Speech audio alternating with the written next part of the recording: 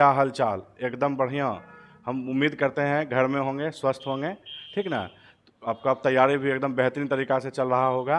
तो वही तैयारी में चार चांद लगाने के लिए आज एक नया टॉपिक लेके आए हुए हैं, जो कि बहुत ही ज़्यादा इम्पोर्टेंट है, जिसका नाम है बहुलक या पॉलीमर्स। यहाँ से एग्ज़ाम में आपका जो है ऑब्जेक्टिव टाइप का भी प्रश्न पूछता है और सब्जेक्टिव टाइप का भी प्रश्न पूछता है। तो आज हम लोग जो है इस अध्याय के अंतर्गत, इस टॉपिक के अंतर्गत कौन कौन इम्पॉर्टेंट टॉपिक है उसको डिस्कस करेंगे और साथ ही साथ जो है हम उसको समझने का भी प्रयास करेंगे और देखेंगे कि किस प्रकार से एग्जाम में यहाँ से प्रश्न पूछा जाता है। ठीक है, तो सबसे पहले आपको बहुलक को समझना होगा कि बहुलक आखिर क्या है। जब हम जैव अणु पढ़ रहे थे तो उसमें भी जो है, जब प्रोटीन पढ़ रहे थे तो उसमें देख रहे थे कि जो एमिनो अम्ल का जो प्रोटीन होता है वह एमिनो अम्ल का बहुत सारा जो है एमिनो अम्ल जब आपस में जुड़ जा रहा था तो जुड़ने के बाद जो प्रोटीन तैयार होता था वो बहुलक होता था। क्या होता था? बहुलक। तो आज हम वही बहुलक का ही चर्चा करेंगे। तो बहुलक बोलेंगे किसको? तो याद रखिएगा कि जब छोटे छोटे जो अणु होंगे, जो कण होंगे, जब वो आपस में जुड़ जाएगा तो जुड़ने के बाद जो एक नया अणु का निर्माण करेगा, जो वृद्धाणु का निर्माण करेगा, वही मेरा बहुलक कहलाता है। कैसे? तो इसको हम एक एग्जाम्पल के माध्यम से समझ सकते हैं। जैसे कि आप जो है लड्डू खाए होंगे, लड्डू खाए हैं, तो लड्डू को देखिएगा जब तैयार किया जाता है तो पहले बुनिया छोटा छोटा वाला जो होता है उस प्रकार से उसको छाना जाता है, ठीक ना। तो छानने के बाद फिर चाशनी में डुबा के उसको उसी को गोल गोल बनाया जाता है। तो बहुत सारा छोटा छोटा बुनिया मिल के तब जाके एक लड्डू का निर्माण होता है। उसी प्रकार से यहाँ पे अगर बहुलक का बात करेगा तो वही छोटा छोटा कण मिलकर जब एक बृहद अणु का निर्माण करेगा या बृहद कण का निर्माण करता है तो वही बृहद कण मेरा क्या कहला जाएगा? बहुलक कहला जाएगा या पॉलीमर्स कहला जाएगा। ठीक है, हम उम्मीद करते हैं समझ में आ रहा होगा एकदम बढ़िया से। और बहुलक का अगर चर्चा करें तो पूछेगा कि कौन कौन है बहुलक। तो हम बहुलक को बोल सकते हैं कि जैसे कि रबर है, प्लास्टिक है, प्रोटीन है, या संश्लेषित जो रेशा होता है वो भी एक प्रकार का बहुलक ही है। ठीक है, अब प्रश्न उठता है कि बहुलक को कितने वर्गों में हम वर्गीकृत कर सकते हैं।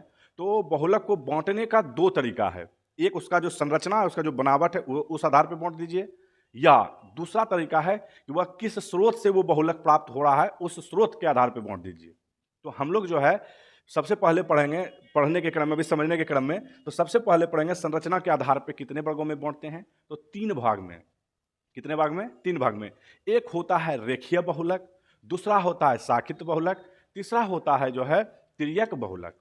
तो हम तीनों को एक एक करके फिर समझने का भी प्रयास करेंगे। ठीक है, अभी हम मोटा मोटी पहले समझेंगे कि कितना प्रकार हो सकता है। और दूसरा तरीका से जो बोले स्रोत के आधार पर बांटेंगे तो वो भी तीन प्रकार का होता है। एक होता है प्राकृतिक बहुलक, दूसरा होता है संश्लेषित बहुलक, फिर तीसरा होता है अर्ध संश्लेषित बहुलक। क्या होता है? अर्ध संश्लेषित बहुलक।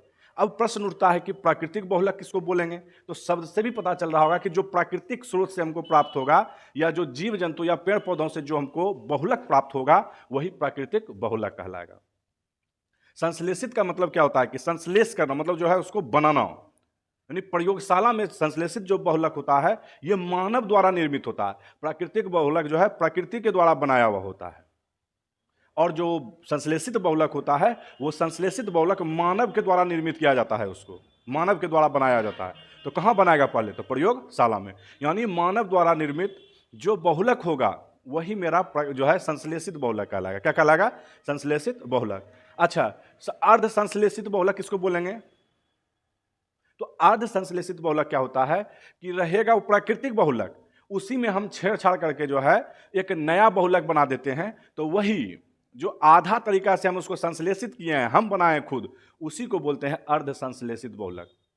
यानी कहने का मतलब है कि जो प्राकृतिक बहुलक है उसी में हमको हल्का सा छेड़छाड़ करना है, हल्का सा उसका पैटर्न को चेंज करेंगे, जो हमको बहुलक मिलेगा वही बहुलक अर्ध संश्लेषित बहुलक कहलाता है।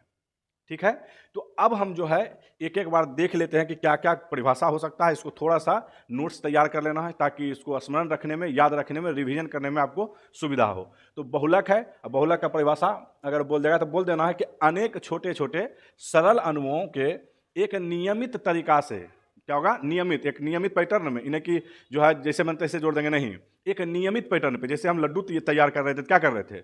एक नियमित पैटर्न में गोल कर रहे थे, तब जाके गोल बन रहा था।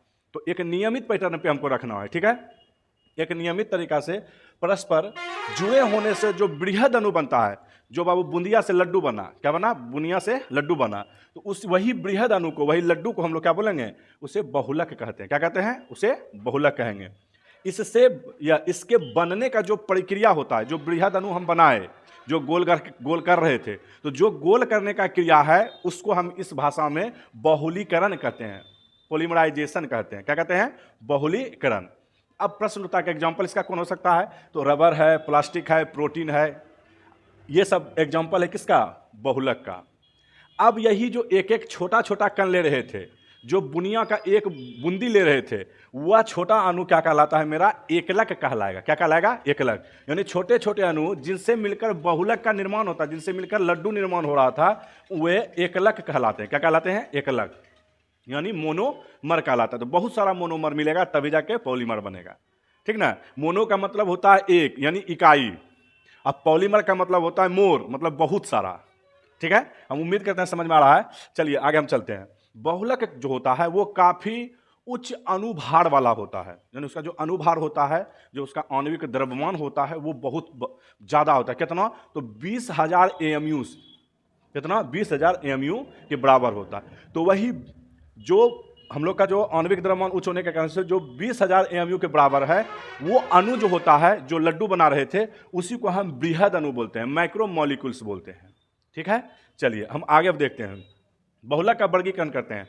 तो हम अभी तुरंत बताएं कि बहुलक का वर्गीकरण दो तरीका से कर सकते हैं, एक संरचना के आधार पे, एक स्रोत के आधार पे। तो संरचना के आधार पे करेंगे तो 3 प्रकार, कितना, 3 प्रकार। कौन कौन, तो एक होता है रेखीय श्रृंखला वाले बहुलक, यानी एक रेखा में रहेगा, एक सीधा चैन में रहेगा, तो वो जो बहुलक कहलाते हैं वो कहलाएंगे रेखीय या रेखित श्रृंखला वाले बहुलक। यानी ऐसे बहुलक जिसमें कि लंबा सीधा श्रृंखला उपस्थित हो, लंबा भी रहेगा और सीधा रहेगा, वो श्रृंखला होगा, यानी चैन बना हुआ रहेगा, लंबा चलेगा और सीधा रहेगा, उसमें कहीं शाखा उखा जुड़ा हुआ नहीं होगा। तो ऐसे जो बहुलक प्राप्त होंगे उसी को हम लोग बोलेंगे रेखीय श्रृंखला वाले बहुलक या रेखीय बहुलक, ठीक है। एग्जाम्पल कौन हो सकता है, पॉलीथीन। बताएंगे एथीन को ही जब बहुत सारा मिला देते हैं n मात्रा में, तो वही मेरा पॉलीथीन बन जाता है, एकदम मजा आएगा, ठीक ना, कोई दिक्कत इसमें नहीं है। PVC, पॉलीविनाइल क्लोराइड, नाम सुने होंगे। PVC यानी विनाइल क्लोराइड एक अकेला मोनोमर होता है, उसी को बहुत सारा जब मिलाएंगे तो पॉलीमर मतलब जो है पॉलीविनाइल क्लोराइड बन जाएगा, यानी बहुलक बन जाएगा, ठीक है। चलिए दूसरा देखते हैं, शाखित श्रृंखला वाले। शाखित श्रृंखला वाले का मतलब हो गया इस प्रकार के बहुलक में शाखा जुड़ा हुआ रहता है, ब्रांच जुड़ा हुआ होता है। क्या होता है, ब्रांच जुड़ा हुआ होता है। तो ऐसे बहुलक को हम लोग क्या बोलेंगे, शाखित श्रृंखला वाले। डायग्राम भी बना हुआ है, देखिए रेखीय वाला में सीधा कोई शाखा नहीं है, लेकिन जैसे शाखित वाला का बात करते हैं, देखिए यहाँ पे शाखा जुड़ा हुआ है एक एक। और जो शाखित श्रृंखला वाले बहुलक होते हैं ये निम्न घनत्व वाले होते हैं, इसका ज्यादा घनत्व नहीं होता है। अच्छा, नंबर तीसरा, तिर्यक बंधित बहुलक। तिर्यक बंधित का मतलब हो गया कि जो है ये ट्राई बॉन्ड के माध्यम से बंधा हुआ रहेगा, ठीक ना। तो इसमें कौन बहुलक आएगा, इसका परिभाषा क्या होगा, ये देखते हैं। तो ऐसे बहुलक जिसमें द्वि या त्रिक्रियाशील मूलक, यानी इसमें दो गो या तो तीन गो, दो या तीन गो जो क्रियाशील मूलक युक्त एक एकलक द्वारा बनते हैं, जिनमें रेखित बहुलक की श्रृंखला एक दूसरे से मजबूत सहसंयोजक बंधन द्वारा जुड़े होते हैं। सहसंयोजक बंधन यानी कोवेलेंट बॉन्ड के माध्यम से एक दूसरे से क्या होगा, जुड़ा हुआ रहेगा। तो ऐसे बहुलक को हम लोग क्या बोलेंगे, त्रिबंधित बहुलक, जो कि डायग्राम में देख लीजिए, एक ऊपर गया फिर बीच वाला, तो ऊपर वाला बीच वाला जोड़ रहा है और फिर बीच वाला जो है नीचे वाला जोड़ रहा है, ये वाला दिख रहा होगा, ये वाला, ठीक है। अब इसका एग्जांपल कौन हो सकता है, तो बेकेलाइट। कौन होता है, एक होता है बेकेलाइट, दूसरा होता है मेलामाइन। इसको भी समझने का प्रयास करेंगे। तो ये दोनों जो एग्जांपल है किसका है, तो तिर्यक बंधित बहुलक का।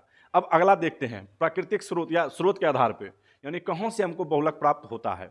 तो पहला नंबर होता है प्राकृतिक बहुलक, जो प्राकृतिक बहुलक, दूसरा होता है संश्लेषित बहुलक, तीसरा होता है अर्ध संश्लेषित बहुलक, जिसमें कि हम पहला नंबर यहाँ पे पढ़ रहे हैं प्राकृतिक बहुलक। जो बहुलक जंतु एवं पादपों में पाए जाते हैं, यानी जंतु से मिले या पादप से मिले, पादप का मतलब पेड़ पौधा से मिले, उसको हम लोग बोलेंगे प्राकृतिक बहुलक।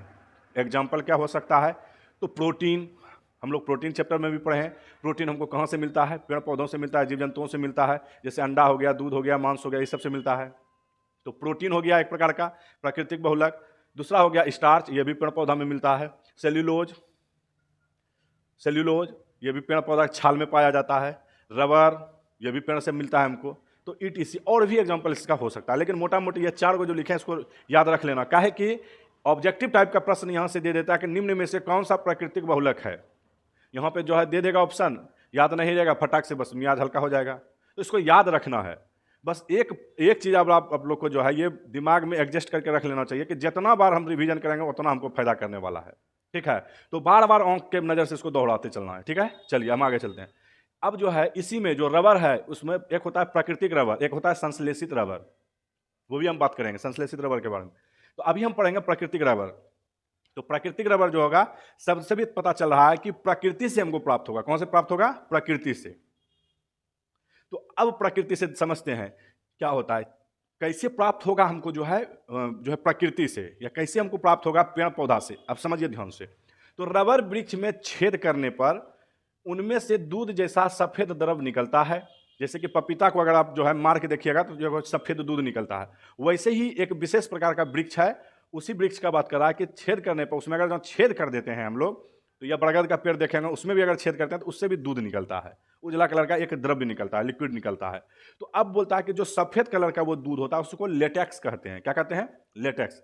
यही लेटेक्स से अभी हम रबर निकालने का प्रयास करेंगे। ठीक है, एकदम इत्मीनान से सुनते चलना है। तो अब जो है याद रहेगा इतना को कि अगर हम वृक्ष में छेद किए, छेद करने के बाद उसमें से क्या हुआ? सफेद द्रव निकला, दूध के जैसा क्या हुआ? एक सफेद द्रव निकला। अब वही सफेद द्रव को ही हम लोग क्या बोलते हैं? लेटेक्स बोलते हैं। क्या बोलते हैं? लेटेक्स। बहुत अच्छा। अब जो है वही लेटेक्स को हम क्या करते हैं? लेटेक्स जो है किसका उदाहरण है? तो याद रखिएगा कि जल में रबर के कणों का पायस है। जल में जो है रबर का पायस है। पायस पढ़े हैं हम लोग? नहीं, याद है कि नहीं है? पृष्ठ रसायन चैप्टर में हम लोग पढ़े हैं पायस। पायस क्या होता है? जब दो द्रव आपस में मिलकर, दोनों क्या होना चाहिए? द्रव होना चाहिए। अधिशोष और अधिशोषक दोनों क्या होना चाहिए? वो द्रव होना चाहिए। जब दोनों द्रव होगा तो जो वहाँ पे हमको विलयन देखने के मिलता है, या जो कोलाइडी विलयन देखने के मिलता है, उसी का नाम होता है पायस। क्या नाम होता है? पायस। पायस दो प्रकार का पढ़े हैं। एक पायस होता है द्रव का तेल में पायसीकरण या पायस, और एक पढ़ते हैं कि तेल में द्रव का पायस। तो वही चीज़ बात कर रहा है कि जल में रबर के कणों का पायस है, यानी जल में किसका है? रबर के पायस है। तो इसमें से जो पायस का चर्चा कर रहा है जल में रबर का, उसकी जो उसमें रबर की जो मात्रा होता है 30 से 40% रबर रहता है। ठीक ना? तो अब इससे बनाएंगे कैसे रबर, वो समझना है। तो इसमें बाहर से हम क्या करते हैं, जो जिस लेटेक्स में हम लोग का जो लेटेक्स हम प्राप्त किए थे, जो सफ़ेद द्रव का हम चर्चा कर रहे थे, जो उसमें लेटेक्स उपस्थित है, उस लेटेक्स में 30 से 40% मेरा रबर पाया जाता है। और वही रबर को हम निकालने के लिए अब प्रोसेस को अपनाएंगे। तो क्या करेंगे हम लोग? तो वही दूध में हल्का हल्का पानी मिलाते जाएंगे। जब वो पानी का सांद्रता 10 से 20% हो जाएगा, यानी 10 से 20% हो गया, उसके बाद 10 से 20% होने के बाद 1% उसमें क्या करेंगे? एथेनोइक या एसिटिक अम्ल डाल देते हैं। 1%। तो जैसे ही 1% हम लोग उसमें डालेंगे एथेनोइक अम्ल या एसिटिक अम्ल, तो हमको देखने के लिए क्या मिलेगा कि जो 10% वाला विलयन में जितना भी रबर था वो अस्कंदित हो गया, वो अलग हो गया। इसको गांव घर के भाषा में समझिए। जैसे कि मान लीजिए आपको हम 5 लीटर दूध देते हैं और बोलते हैं हमको जो है पनीर चाहिए, तो आप क्या कीजिएगा? वो दूध को जो है अस्कंदित करना होगा, फाड़ना होगा। फाड़ने के बाद जो उसमें जो खोआ होगा, जो मक्खन होगा, उसको अलग हम लोग करेंगे, वही ना करेंगे। तो सेम चीज वही प्रोसेस यहाँ पे है। यानी जो हमको दूध प्राप्त हुआ उसमें पहले पानी मिला है, पानी मिलाने के बाद 1% से, यानी 1% उसमें एथेनोइक अम्ल डाल दिए। जैसे कि दूध से पनीर बनाने के लिए हम 2 बूंद नींबू का रस निचोड़ते हैं, वैसे ही यहाँ पे हमको रबर प्राप्त करने के लिए लेटेक्स से जो उसमें पानी मिला के 10 से 20% बनाए थे, बस वैसे ही उसमें 1 बूंद एथेनोइक अम्ल डाल देना है। तो जैसे ही डालेंगे तो जैसे दूध मेरा फट जाता है और खोआ, जो उसमें जो खोआ होता है वो अलग हो जाता है, वैसे ही यहाँ पे जितना भी रबर होगा वो भी अस्कंदित हो जाएगा, वो भी अलग हो जाएगा। बस जैसे ही अलग होगा उसको छान लेंगे, छान के उसको अलग कर देंगे। तो अलग करने के बाद जो अब हमको रबर मिल रहा है, वही रबर हम लोग का कहलाता है प्राकृतिक रबर। क्या कहलाता है? प्राकृतिक रबर, यानी प्राकृतिक स्रोत से हमको प्राप्त हुआ। ठीक है? जैसे कि इधर हम खोआ को साइड करने के बाद वही मेरा पनीर बनता है, वैसे ही इधर रबर बनता है। ठीक है, हम उम्मीद करते हैं समझ में आ रहा है एकदम मजा से। चलिए हम आगे बात करते हैं अब। जैसे कि आगे अगर बात किया जाए कि प्राकृतिक रबर क्या है, कौन सा हाइड्रोकार्बन का बहुलक है, तो याद रखना आइसोप्रीन का। किसका होता है? आइसोप्रीन का बहुलक होता है कौन? ये तुम्हारा प्राकृतिक जो रबर है वो। ठीक है, अभी अब हम बात करेंगे कि प्राकृतिक जो रबर है, जो आइसोप्रीन है, ठीक ना, इसका संरचना कैसा होता है। अब हम लोग जो है संरचना के बारे में बात करेंगे। ठीक है, चलिए इसको जल्दी से स्क्रीनशॉट मार के रख लेना है कि जो है प्राकृतिक जो रबर था उनका संरचना किस प्रकार से होता है। तो सबसे पहले तो ये याद रखना कि प्राकृतिक रबर बनता किससे है, उसका मोनोमर क्या होता है, तो याद रखना आइसोप्रीन होता है। कौन होता है? आइसोप्रीन। तो जब हम प्राकृतिक रबर बनाने का प्रयास करेंगे तो आइसोप्रीन का 11,000 से 20,000 इकाई लेंगे, ठीक ना। यानी ये जो सूत्र देख रहे हैं आइसोप्रीन, इसके जैसा 11,000 या 20,000 इकाई आपस में जोड़ेंगे, तब जाके प्राकृतिक रबर का निर्माण हो पाएगा। ठीक है, तो इसी प्रकार से इसका संरचना है। ठीक है, इसको याद रख लेना है। अच्छा, ये आपका अब जो है प्राकृतिक रबर का कहानी समाप्त होता है, जो कि प्राकृतिक रबर कहानी समाप्त हो गया। अब हम लोग पढ़ते हैं संश्लेषित बहुलक। ये प्राकृतिक बहुलक का उदाहरण था, अब हम लोग पढ़ेंगे संश्लेषित बहुलक। तो याद रखना है, जो बहुलक या जो बहुलक का निर्माण मनुष्यों के द्वारा या मानव के द्वारा जब प्रयोगशाला में उसको बनाया जाता है, तो याद रखिएगा उसी को हम लोग संश्लेषित बहुलक कहेंगे। यानी जो बहुलक मनुष्यों के द्वारा प्रयोगशाला में बनाए जाते हैं या जिसका निर्माण किया जाता है, वही संश्लेषित बहुलक होता है। जैसे कि एग्जाम्पल है PVC, polyvinyl chloride, Teflon, nylon, bakelite, या जो है पॉलीथीन या पॉलीस्टाइरीन, ये सब एग्जाम्पल है संश्लेषित रबर का। ठीक है, तो यहाँ पे लिखे हुए हैं कि अब जो है संश्लेषित बहुलक दो प्रकार के होते हैं। कितने प्रकार का? दो प्रकार का। एक होता है योगशील बहुलक, दूसरा होता है संघनित बहुलक। यहाँ पे लिखे हुए हैं दो प्रकार के होते हैं, एक होते हैं योगशील बहुलक और दूसरा होता है संघनित बहुलक या संघनन बहुलक। क्या होता है? संघनित या संघनन बहुलक। तो अब हम लोग पहला पढ़ते हैं योगशील बहुलक किसको बोलेंगे। तो योगशील बहुलीकरण मुख्यतः वैसे अणु के बीच होता है जिनमें मुख्यतः द्विबंधन युक्त CH2 double bond CHX, X का मतलब हो गया कि हाइड्रोजन हो सकता है, कीटोन ग्रुप हो सकता है, साइनाइड हो सकता है और भी आ सकता है। तो द्विबंधन युक्त CH2 डबल बॉन्ड CHX प्रकार के यौगिक भाग लेते हैं। यानी जो इसके ऊपर बैठेगा वही यौगिक भाग लेगा किसमें? योगशील बहुलक में बनाने में। ठीक है, या इसको हम दूसरे तरीका से परिभाषित कर सकते हैं कि जब द्विबंधन या त्रिबंधन वाले एकल अणु आपस में, एकल अणु का मतलब हो गया मोनोमर। जैसे अभी हम आइसोप्रीन का बात कर रहे थे प्राकृतिक रबर बनाने के लिए, तो सिर्फ अकेला आइसोप्रीन क्या होगा? वो मोनोमर कहलाएगा। तो वही बोल रहा है कि जब द्विबंधन या त्रिबंधन वाले एकलक अणु आपस में जुड़ते हैं तो योगात्मक बहुलक बनाते हैं। क्या बनाते हैं? योगात्मक बहुलक। तो उसी को बोलेंगे योगशील बहुलक। जैसे कि एग्जांपल में पहला हम लोग देख रहे हैं पॉलीथीन। क्या है? पॉलीथीन। तो बाबू हम लोग सब जान रहे हैं एथीन को, यानी ये अकेला एथीन है तो वो मोनोमर है। जब वही एथीन को बहुत सारा आपस में जोड़ देंगे तो वही बन जाएगा पॉलीथीन। क्या बन जाएगा? पॉलीथीन। जैसे कि यहाँ पे लिखे हुए हैं दो कार्बन को IPSC नोमेनक्लेचर में अगर नाम लिखना चाहें तो एल्काइल के रूप में दो कार्बन को क्या बोलते हैं? एथ। क्या बोलते हैं? एथ। डबल बॉन्ड एगो है तो ENE, एथीन। जब एथीन को बहुत सारा एथीन का कण लेते हैं, यहाँ इसी वजह से N लगाए हुए हैं, बस इसको पॉलीथीन में हमको अगर कन्वर्ट करना है तो उत्प्रेरक के रूप में ऑक्सीजन रखना होगा और 473 केल्विन ताप रखना होगा, तब जाके पॉलीथीन का निर्माण होता है। ठीक है, अच्छा पॉलीप्रोपीन तो तीन प्रोपीन बोल रहा है, तो प्रोप का मतलब होता है तीन कार्बन वाला, और कहीं न कहीं एगो डबल बंधन उपस्थित होगा, जो कि यहाँ पे देख लीजिए NCH3 CH double bond CH3, इसको बोलते हैं प्रोपीन। क्या बोलेंगे? प्रोपीन। अब ये प्रोपीन को पॉलीप्रोपीन में तभी कन्वर्ट हो पाएगा जब हम ट्राई एल्काइल एल्यूमिनियम और जो है टाइटेनियम टेट्रा क्लोराइड को रखेंगे और तापमान 373 केल्विन होगा। कितना होगा? 373 केल्विन और 10 ATM दाब रखेंगे, तब जाके यही पॉलीप्रोपीन में कन्वर्ट हो जाता है। ठीक है, अच्छा अब प्रश्न उठता है कि पॉलीप्रोपीन का उपयोग क्या है?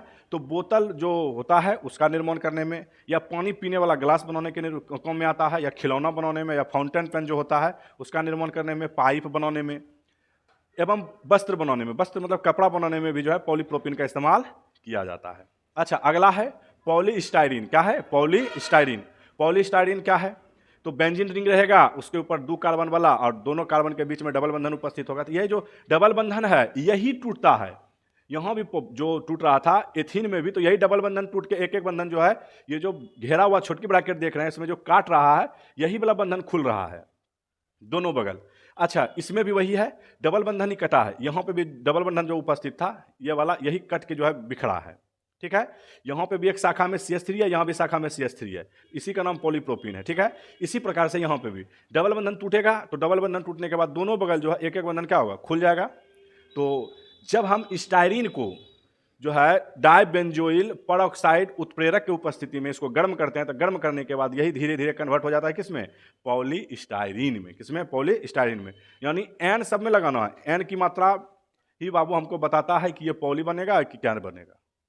ठीक है, चलिए इसका उपयोग कहाँ होता है, तो डब्बा बनाने में, जैसे दवाई रखने वाला डब्बा हो जाए, या जो है जैसे कि हम लोग किचन में जो इस्तेमाल करते हैं डब्बा, वो वाला डब्बा हो जाए, या पानी रखने वाला जो डब्बा होता है उसका इस्तेमाल बनाने के लिए, प्लास्टिक बनाने के लिए, खिलौना बनाने के लिए, जो हम लोग घर में इस्तेमाल रस्सी करते हैं वो बनाने के लिए, रेडियो का जो ढांचा होता है बाहर वाला, अंदर वाला नहीं, जो बाहर का जो ढांचा होता है उसका बनाने के लिए यही पॉलीस्टायरीन का ही इस्तेमाल किया जाता है। या जो टीवी होता है, टीवी का जो बाहर वाला ढांचा देखते हैं, देखने के लिए मिलता है प्लास्टिक वाला, वो प्लास्टिक जो है पॉलीस्टायरीन का ही बना हुआ होता है। ठीक ना, तो ये 3-4 गो था, और भी इसका यौगिक बचा हुआ है, और भी जो है इसका एग्जाम्पल्स है, उसको अभी हम देखने का प्रयास करेंगे। ठीक है, तो जो बचा हुआ यौगिक था अब हम उसको देखते हैं। तो अगला है मेरा चौथा नंबर टेफ्लॉन, जो कि वेरी वेरी इंपॉर्टेंट है। ये परीक्षा में जो है प्रीवियस ईयर में आपको पूछा गया प्रश्न है, और यहाँ से हर एक साल के बाद यहाँ से प्रश्न पूछ ही देता है। ठीक ना, तो याद रखना है टेफ्लॉन। टेफ्लॉन है क्या, तो टेट्राफ्लोरोइथेन। टेट्राफ्लोरोइथेन का जब हम उच्च दाब पर और उच्च ताप पर हम लोग अमोनियम परऑक्सी सल्फेट के उत्प्रेरक के उपस्थिति में जब हम इसको गर्म करते हैं, तो गर्म करने के पश्चात तब जाकर टेफ्लॉन बनता है। क्या बनता है, टेफ्लॉन। यह वाला तो याद रखना है कि एक बंधन काटते हुए लिखना है छोटी ब्रैकेट से। ठीक है, चलिए, तो अगर कोई पूछ देगा कि टेफ्लॉन का उपयोग क्या है, तो प्लास्टिक जो इसका मेन इसका इस्तेमाल होता है, तो बोलते हैं ना कि एक ऐसा बर्तन है कि उसमें कतनों जो है जल भी जाता है तो वो चिपकता नहीं है, तो जो ना चिपकने वाला परत बनाने के लिए जो इस्तेमाल किया जाता है वही होता है टेफ्लॉन। वही क्या होता है, टेफ्लॉन। यानी नहीं चिपका, कितनों चिपकाने का प्रयास करेंगे तो वहाँ पे नहीं चिपकेगा, जब इसका एक परत हम लोग लेप चढ़ा देंगे तो। ठीक है, अच्छा अगला PVC यानी पॉलीविनाइल क्लोराइड।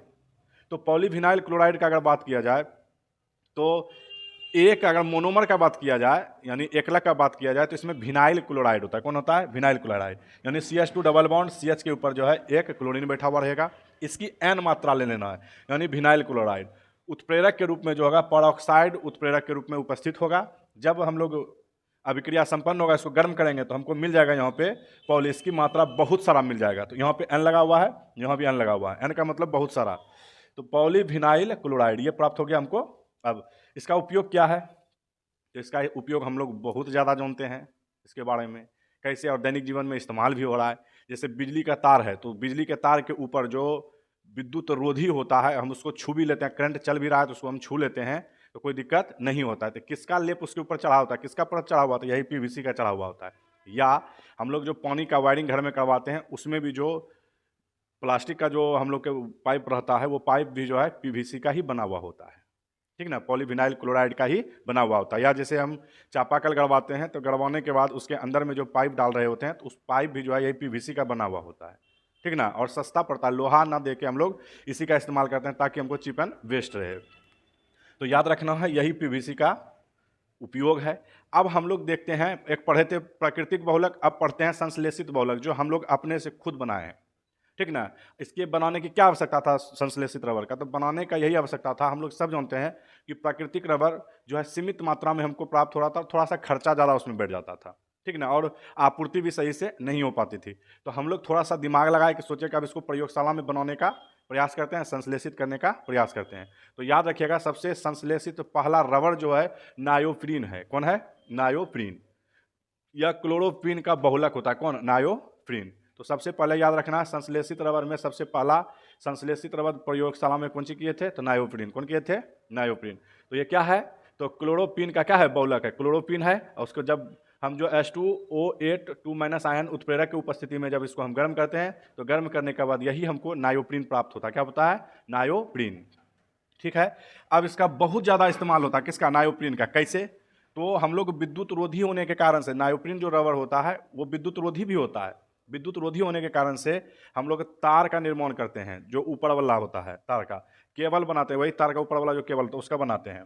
जो मोटर गाड़ी होता है यानी मोटरसाइकिल होता है, जिसमें बहुत जगह जो है लीकेज ना करे, मोबिल तेल या बाहर नहीं निकले, वहाँ पे भी जो रबर का इस्तेमाल होता है बाबू, यही नायोप्रीन ही होता है। काहे वहाँ पे इस्तेमाल करते हैं, तो तेल का इसके ऊपर कोई प्रभाव नहीं पड़ता है। किसके ऊपर? नायोप्रीन के ऊपर। गाड़ी का जो टायर देखते हैं हम लोग, यही नायोप्रीन का ही बना हुआ होता है। आगे चल के पढ़ेंगे नायलॉन के बारे में भी। नायलॉन का इस्तेमाल भी हम लोग टायर बनाने में करते हैं, ठीक है। लेकिन अभी जो हम पढ़ रहे हैं यहाँ पे भी गाड़ी के टायर बनाने में इस्तेमाल किया जाता है, ठीक है। नंबर दूसरा यौगिक है इसमें व्यूनो एन रबर। ये पूछ दिया है पिछले एग्जाम में भी, यानी कि जो अभी तक एग्जाम हो चुका है वहाँ प्रश्न पूछा गया था कि ब्यूनो एन जो है या ब्यूनो एस जो है वो संश्लेषित रबर है कि प्राकृतिक रबर है। तो याद रखना है ये क्या है, संश्लेषित रबर है। यहाँ ब्यूनो एन लिखे हैं, यहाँ ब्यूनो एस लिखे हैं, ठीक है। तो अब ब्यूनो एन रबर कैसे बनाया जाता है, तो ब्यूटाडाइन, यानी ब्यूटा का मतलब हो गया 4 कार्बन वाला और उसमें 2 गो क्या है, डबल बॉन्ड उपस्थित है, ई एन ई लगे हैं।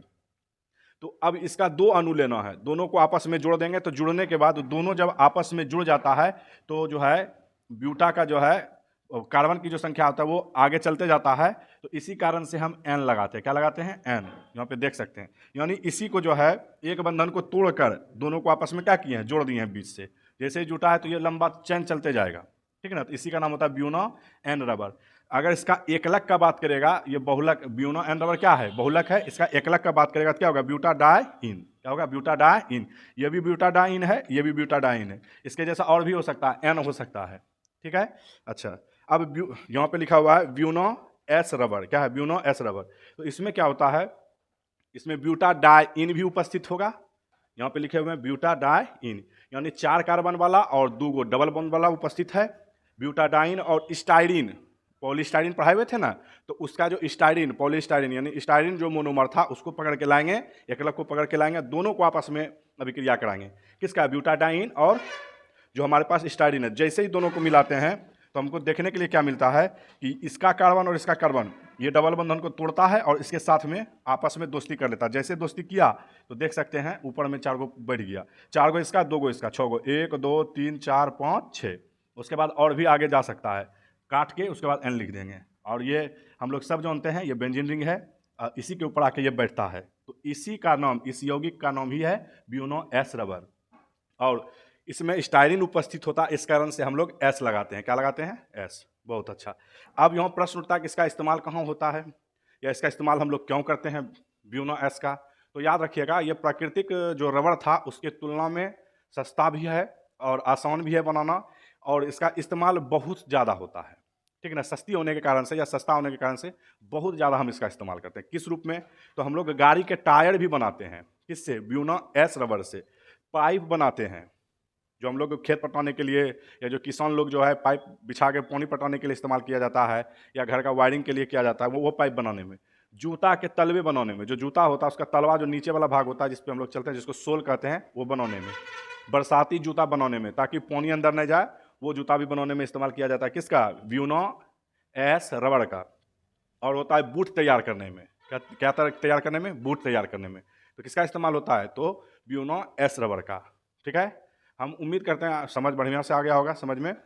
आज हम लोग जो है योगशील बहुलक के बारे में लमसम बढ़िया से सब चीज़ हम पढ़ लिए हैं। अब नेक्स्ट क्लास में हम लोग जो है कोशिश करेंगे संघनन बहुलक को पढ़ने का प्रयास करेंगे, या संघनित बहुलक को पढ़ने का प्रयास करेंगे, ठीक है। तो आज बस इतना ही रहने देते हैं।